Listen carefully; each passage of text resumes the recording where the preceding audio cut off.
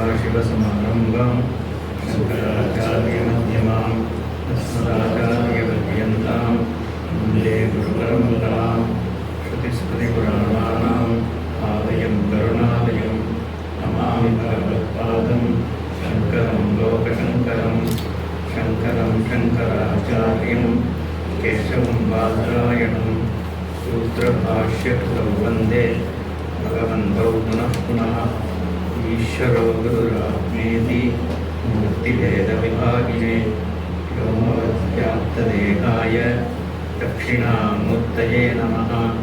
ऋकारस्वन्धकारो वै ऋकारस्तन्निवर्तकः अन्धकारनिरोधित्वात् गुरुरित्यभिधीयते। ॐ सहना भवतु सहनौ भुनक्तु सह वीर्यङ्करवावहै तेजस्विनावधीतमस्तु मा विद्विषावहैः। ॐ शान्तिः शान्तिः शान्तिः। ॐ नमः श्रीशङ्करानन्द गुरुपादाम्बुजन्मने सविलासमहामोह ग्राहग्रासैककर्मणे 45 यदा मलिनसत्त्वां तां कामकर्मादिदूषितम् आदत्ते तत्परं ब्रह्म त्वं पदेन तदोच्यते। धृतयीमपि तां मुक्त्वा परस्परविरोधिनीम् अखण्डं सच्चिदानन्दं महावाक्येन लक्ष्यते। सोऽयमित्यादिवाक्येषु विरोधात् तदिदन्त्वयोः त्यागेन भागयोरेकः आश्रयो लक्ष्यते यथा। माया विद्ये विहायैवम् उपाधि परिजीवयोः अखण्डं सच्चिदानन्दं परं ब्रह्मैव लक्ष्यते। सविकल्पस्य लक्ष्यत्वे लक्ष्यस्य स्यादवस्तुतः निर्विकल्पस्य लक्ष्यत्वं न दृष्टं न च सम्भवी। विकल्पो निर्विकल्पस्य सविकल्पस्य वा भवेत्। आद्ये व्याहतिरन्यत्र अनवस्थात्माश्रयादयः।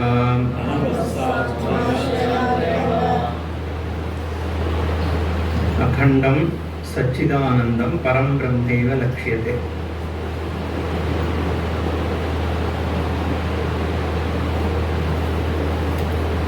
So akhandatvam is an important factor. When we say Atma is Satyam, Brahma is Satyam, what kind of Satyam it is? Similarly, when you say Atma is Jnanam, what kind of Jnanam it is? So that question comes. Even Anandam, if Atma is Ananda Swarupa, what kind of Ananda? So you need to qualify so that you can distinguish Atma from any other type of Satyam, Jnanam and Ananda, right? Therefore Anantatvam is added. That is where this Akhandam.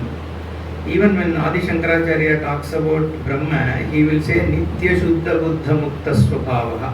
You will find almost once in every 10 lines you will find Shankaracharya talk about Nitya Shuddha Buddha Mukta Swabhavaha.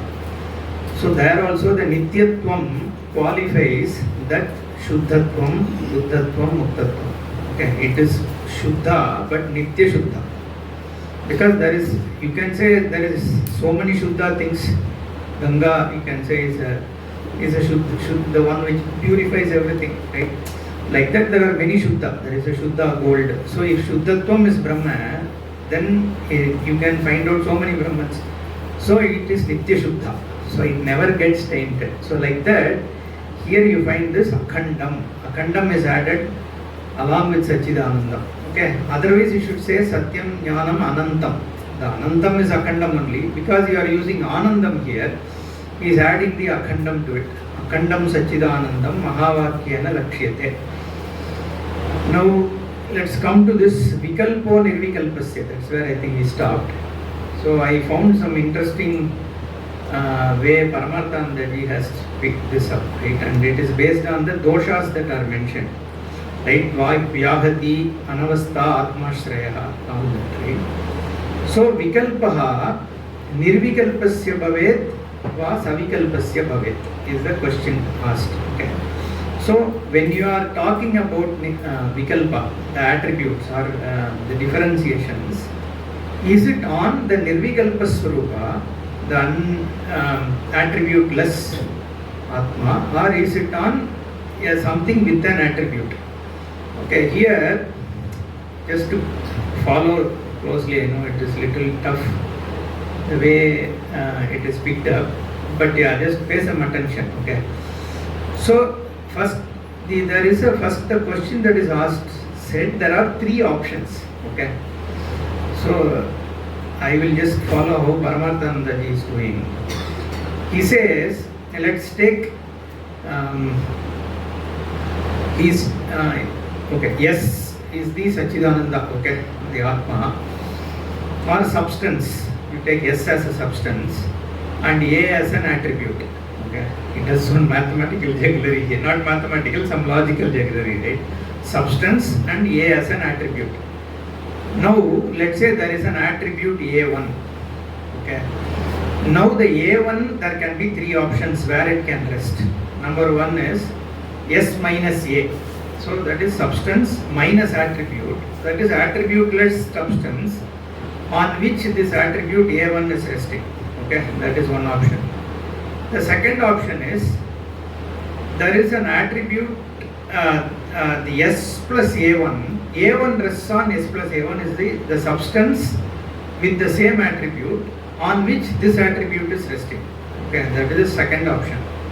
Or there is so basically, okay, I'll tell it differently, right? And A1 as an attribute is resting on an attribute-less substance, or A1 as an attribute is sitting on another substance which already has A1 as an attribute. Okay, so A1 sitting on S plus A1, or A1 as an attribute is resting on S plus A2, an object with some other attribute. These are the possibilities.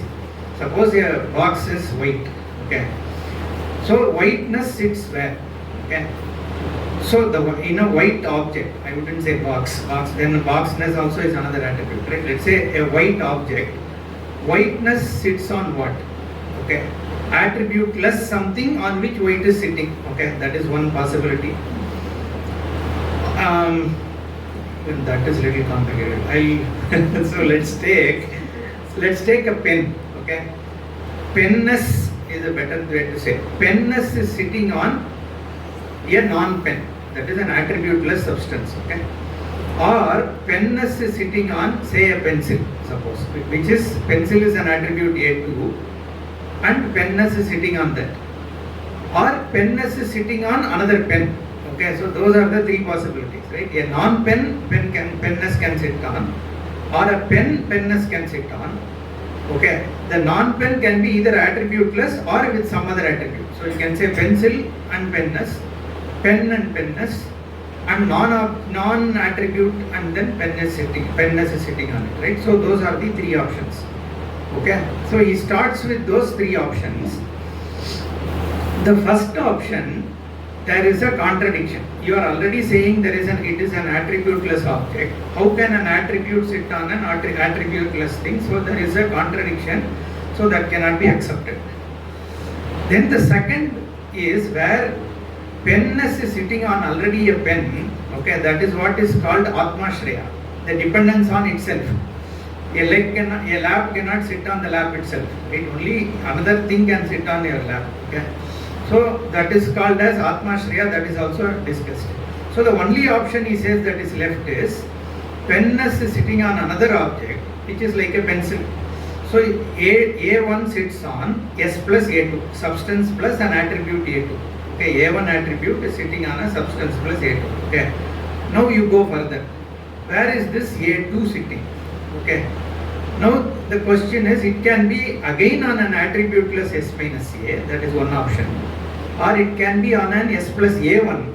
Okay, on which A1 is sitting on A2 and that A2 we are saying is sitting on an S plus A1. Okay. Or A2 can sit on an S plus A2. Or A2 can sit on another one called S plus A3. Okay, so now he is going, see, I know this is a little complicated, but still let's go with it, right? Because all these doshas he needs to cover. So, again we will take some time. Anyway, I think we are way ahead of our portion. So, come again from the beginning, okay? So, you have A1 as an attribute. A1 can sit on S minus A. Okay, people who use board and all that, but it's okay. So A1 can sit on S minus A, A1 can sit on S plus A1, A1 can sit on S plus A2. There are three options. So S minus A being attributeless, we directly dismiss it saying it's Vyaghata. Okay, that is a contradiction. Attribute cannot sit on an attributeless thing because there is no way they can connect. Now the question is, if penness has to sit on a pen itself, then that is called Atmashraya. You are saying something is sitting on itself. Okay, that is not acceptable. Then you have to say penness has to sit on object plus some other attribute, some other attributed object.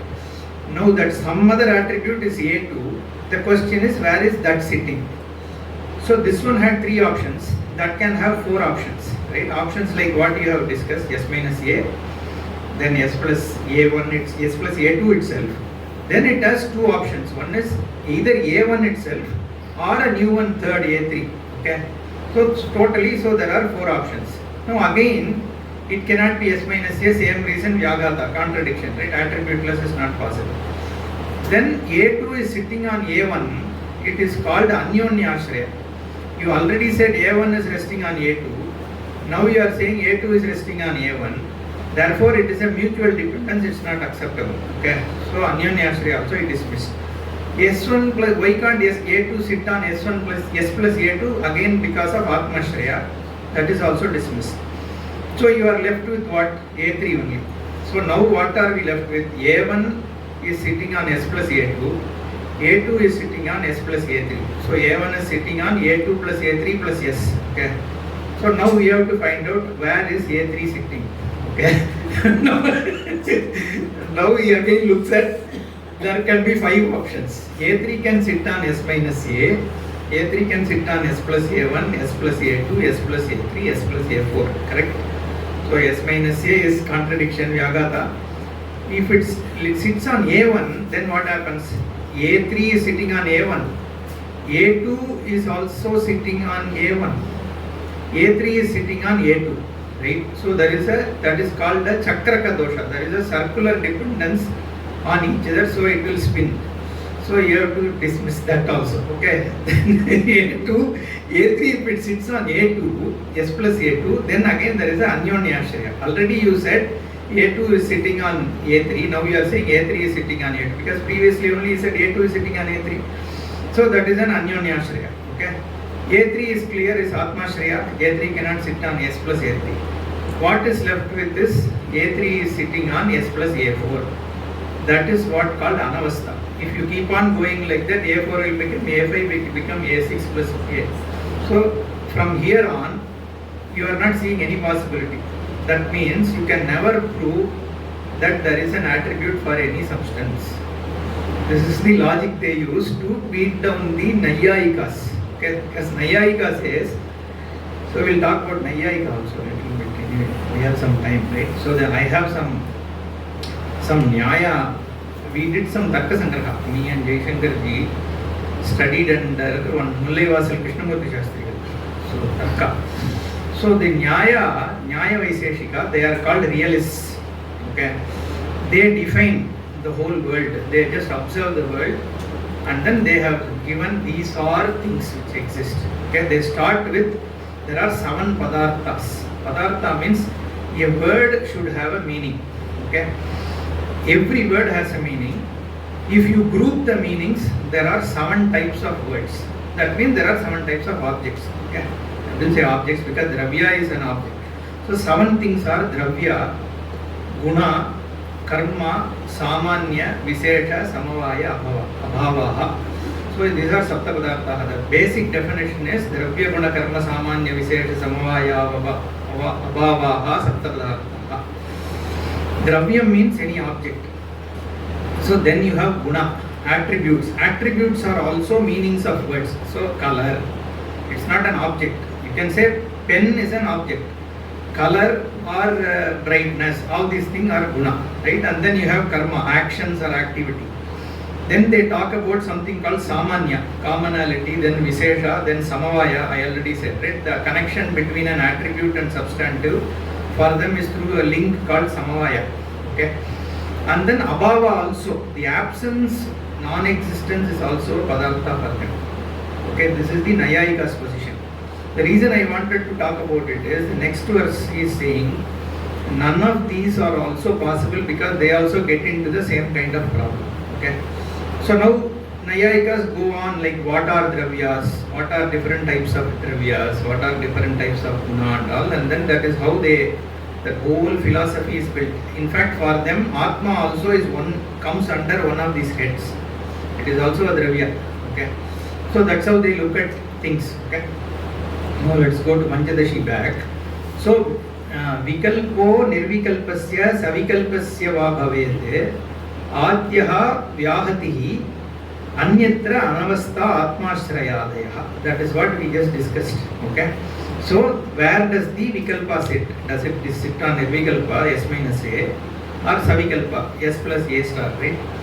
Then it leads to 2 kinds of dosha. One is vyaghata or anavastha atma shreya ityadi dosha. Okay. Then next one. Idam guna kriya jati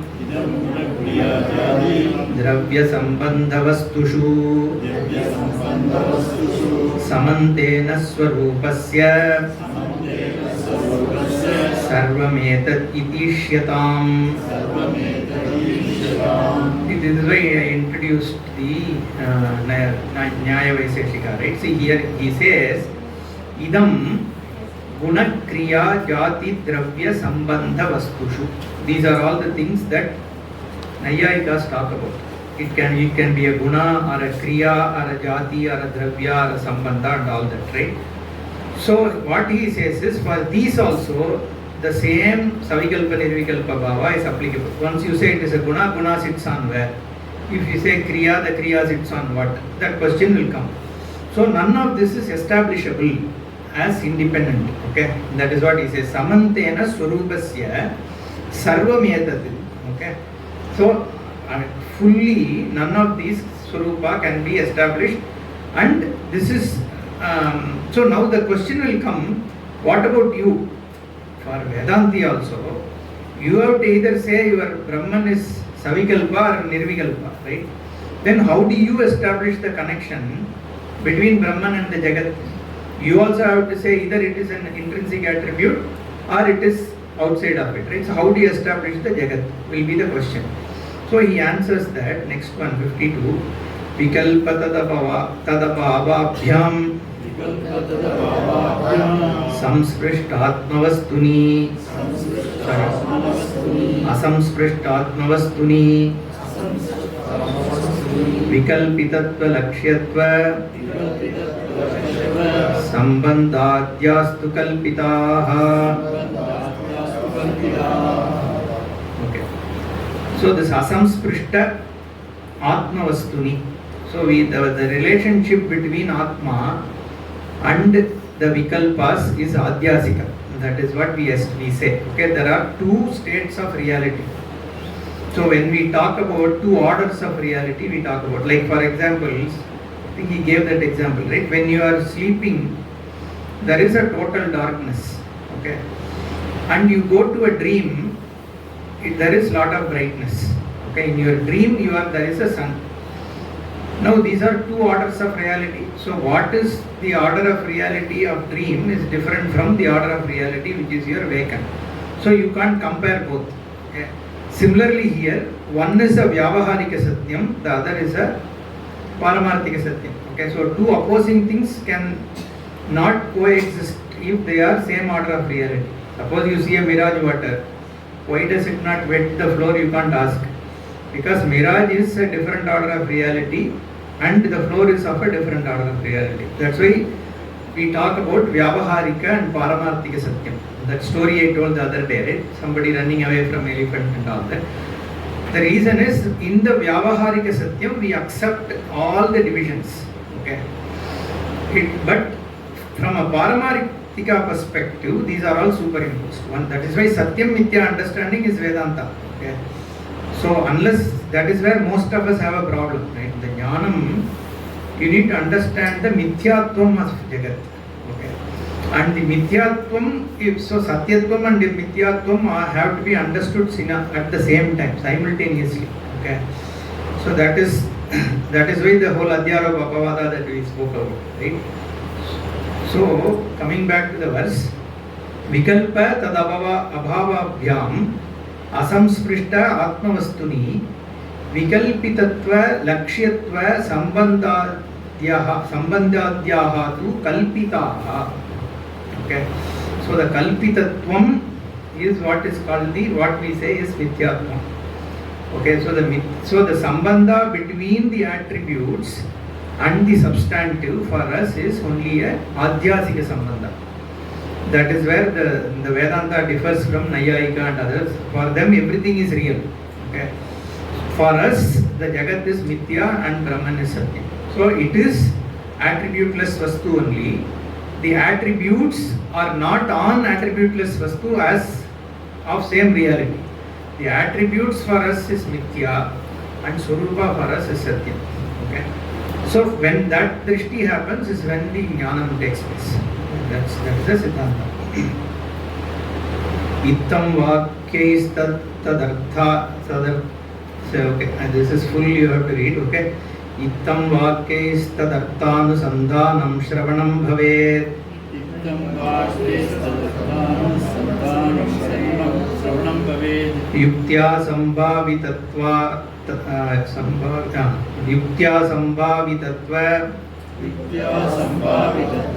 anusandhanam mananam tate. Okay, now from Swarupa he gets into Shravana Manana Nididhyasana definitions. We have heard it so many times, but let's go through that. Ittam vakyehi tadartha anusandhanam shravanam bhavet. Ittam means in this form, the vakyas of this type, or in this way you understood the vakyas, and tadartha anusandhanam. You listen to, so Shravanam only is important, right? Like I said, Shravanam alone can give jnana.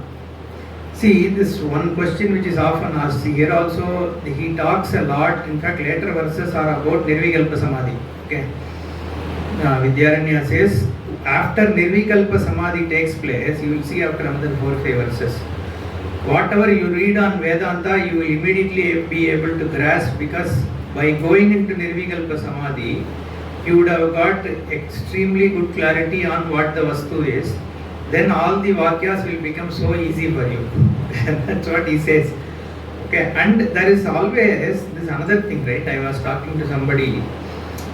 So after that satsang, I won't say who commented this, but there was somebody made a comment today.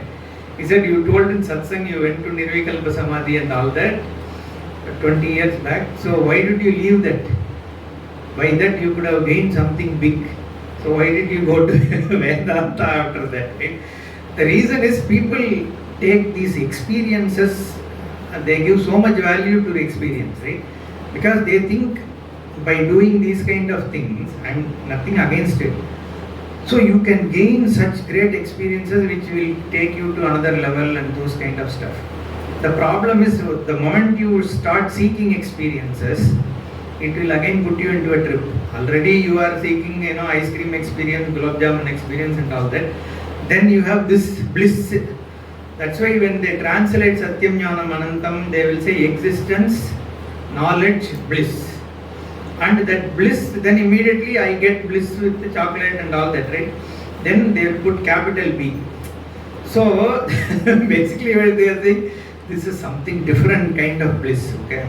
So then they are always looking for sudden experience. Okay.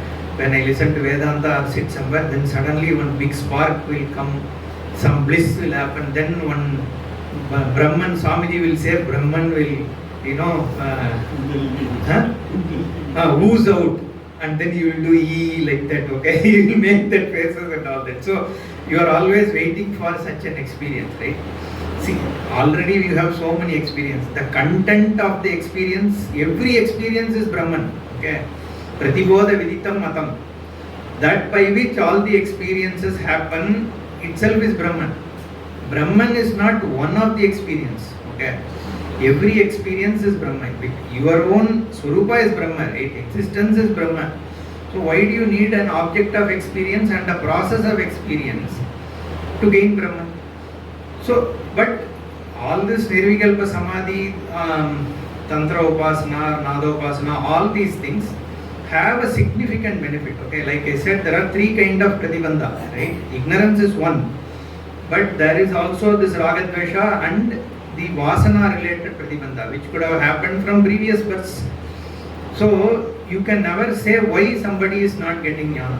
It is not possible to say, right? So there is, like I said the other day, there is no prameya dosha. Brahman doesn't have any dosha, right? It is nirgunam, so it is available all the time in every experience.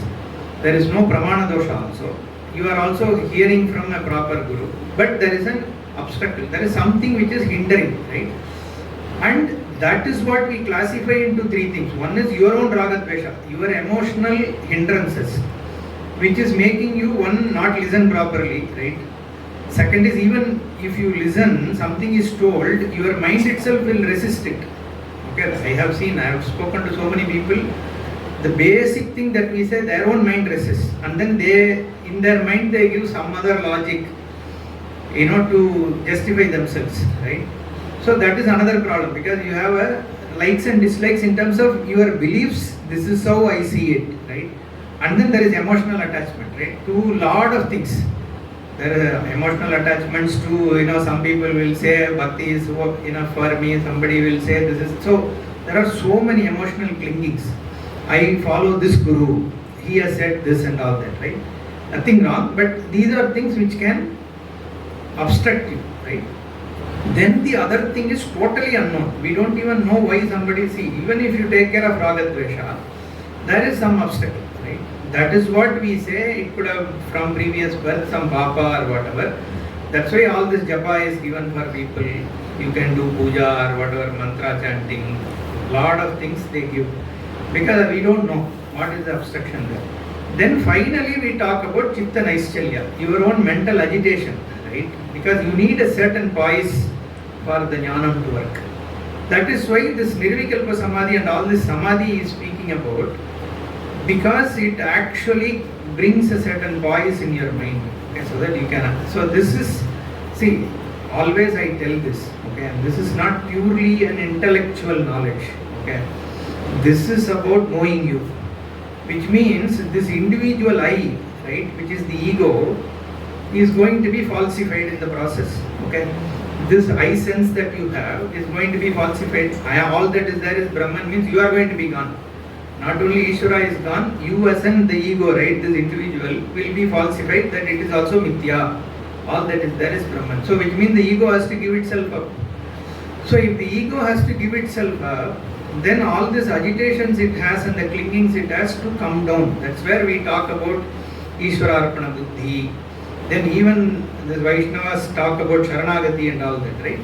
All that is, the more and more you reduce your ego, that's why Swamiji used to say, bring more Ishvara in your life. So recognize that all that is here is Ishvara, the Saptavada Nyaya. We talk about Saptavada Nyaya, right? So I'll tell anyway, because everybody is having a blank face. So we'll talk about this Saptavada Nyayam, okay? Generally Saptavada Nyaya is used in some other context. See, if I achieve something great, okay, I am always standing on somebody else's shoulder, is what is said, right? For that, this story is said about Saptavada. One guy goes to a hotel, okay, restaurant, right? And he says, give me a vada which fills my stomach. Okay. I want only a vada that fills my stomach. So this fellow goes and brings a big vada. And then he eats. He says, no, it's not filled, give me another vada. He eats, then not it, then one more. After 7th vada, he is full. Then this fellow brings the bill for 77 rupees. He said, how much is one vada? 11 rupees, right? He put 11 rupees. He asked, you ate 7 vadas. He said, what did I ask you? I wanted one vada which fills my stomach. So it is only the 7th vada that filled. So I will pay only the other 6 did I ask you for? So he said. Okay. Then this fellow has to say, no. Only after you ate the 6th vada, then so that means your 7th vada is already standing on top of 6 other things, right? So that is exactly how your knowledge and you are standing on a pedestal which has been built by so many people, right? Now I say I am a great scientist. It is built on so many experience, so many people's work. And what did you bring, right? Your body itself, like I said the other day, is given to you. Ishvara has given you this. Then your parentage is given.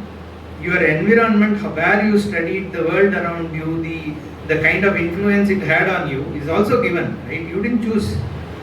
So your friends were given to you, your school was given to you. Your body is how you received things in your mind is also given, because your mind also is given. So now you claim I am a scientist, means you are the Saptavada, right? You are actually standing on top of so many things. So there is nothing that is your own. So it is all Bhagavan. The more and more we recognize Bhagavan this way, right? Then your bhakti is automatic, right? You don't have to separately go and relate.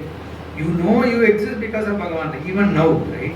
So the more you bring Ishvara, then your ego goes down, right? Then you are available for this knowledge, right? So that is very important actually. There were we Ittam Vakya, right?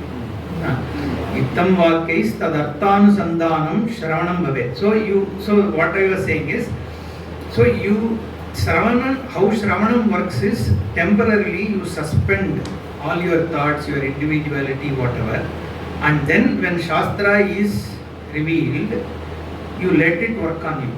That is how Shravanam has to be done.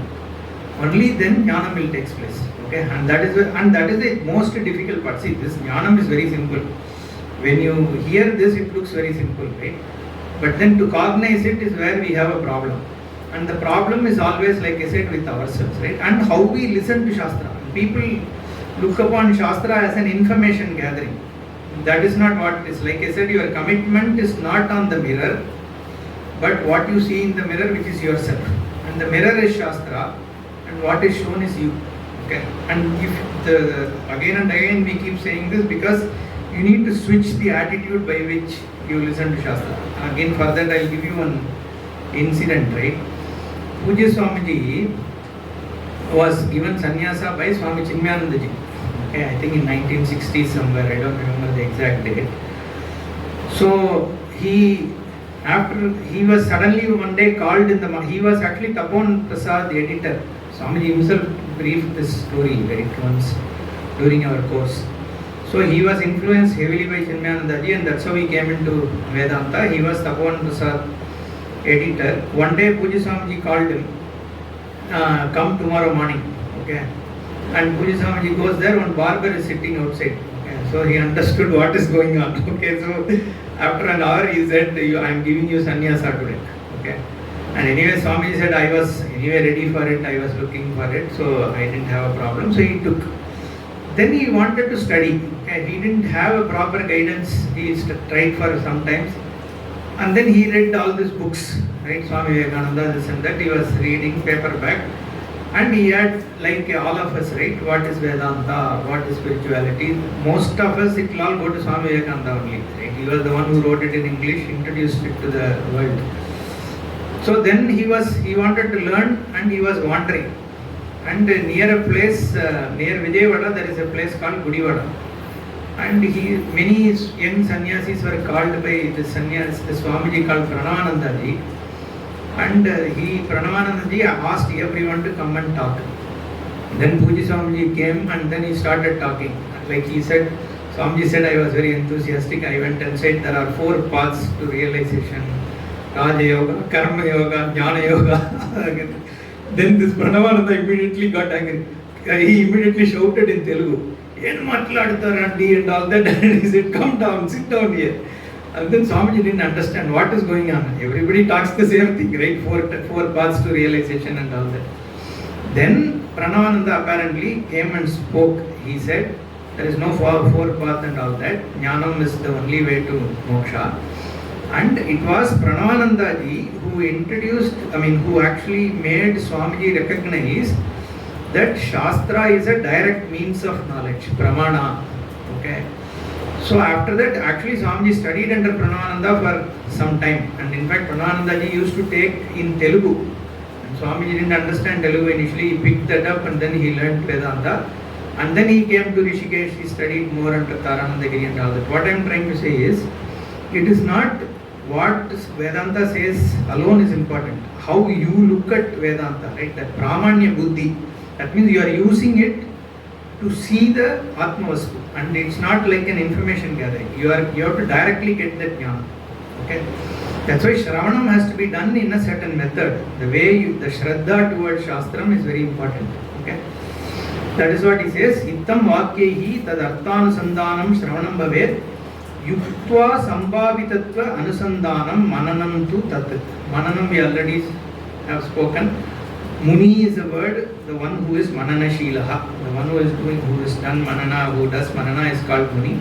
So sambhavidasya, through an augmenting logic, wherever you are stuck, there is a logical fallacy and obstruction that you are having in your mind, clarifying that is called mananam. Tabhyam nirvichikitserte chetasasthapitasya yate ekatanatvametaddhi nididhyasanamuchyate. Okay. See, from next I think 4 or 5 verses he is going to talk about nididhyasana and he is going to talk about samadhi also. You asked what is samadhi, right? In fact, he clearly here describes samadhi, what samadhi is after another couple of verses. So, the nirvichikitse arthe, the well clarified the meaning, tabhyam chetasaha stapitasya, when the mind is rooted in it. Okay, the stapitam means we know, right? When the mind is fixed on the meaning, whatever you gained through Shravanam and clarified through Mananam, ekatanatvam etadhi nididhyasanam uchyate. Okay, the one single focused attention on the same thing.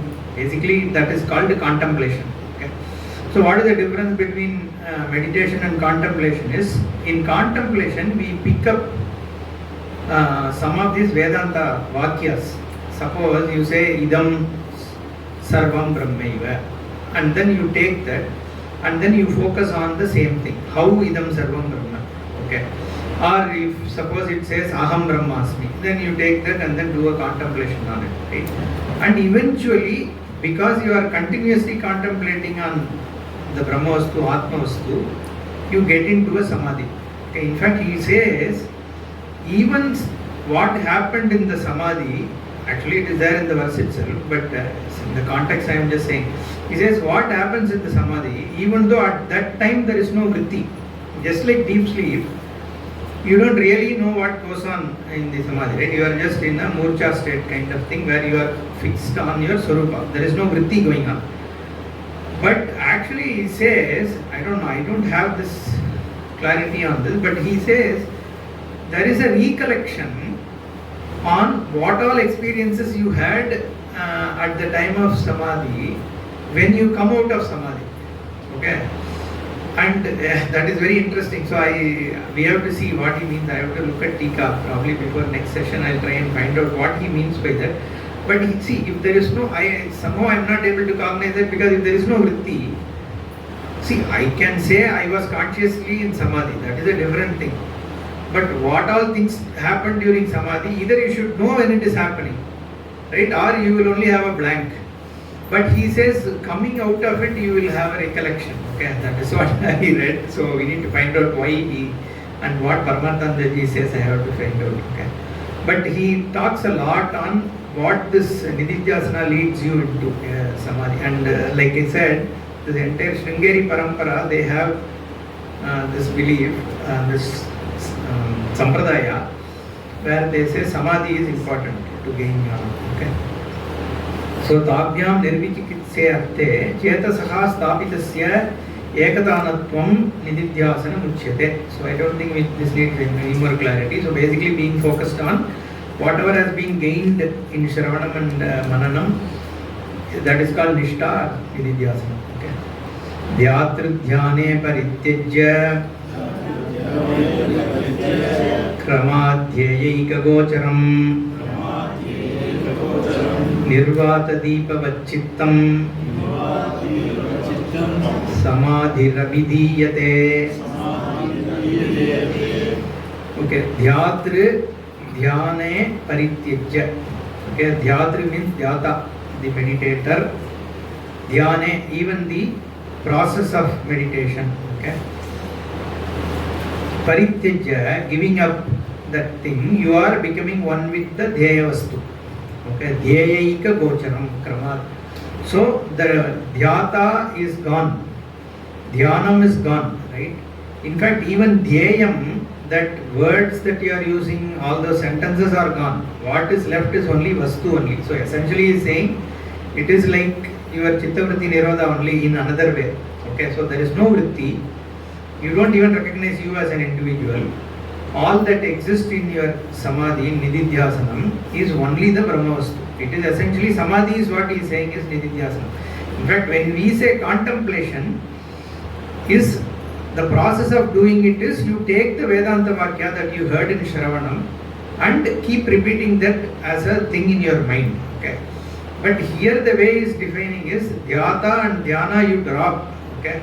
And only the dhyaya, the vastu alone should be there. If that is what is there, then he is calling it as nididhya samadhi. In fact, he is saying it is samadhi. Nirvata deepavat. Vatam means wind, right? When there is no wind, there is no flicker. You don't even know whether it is a painting or it's a real flame, right? If there is no air, it just stays. So like that, your mind is there in consonance, right, with the Swarupa.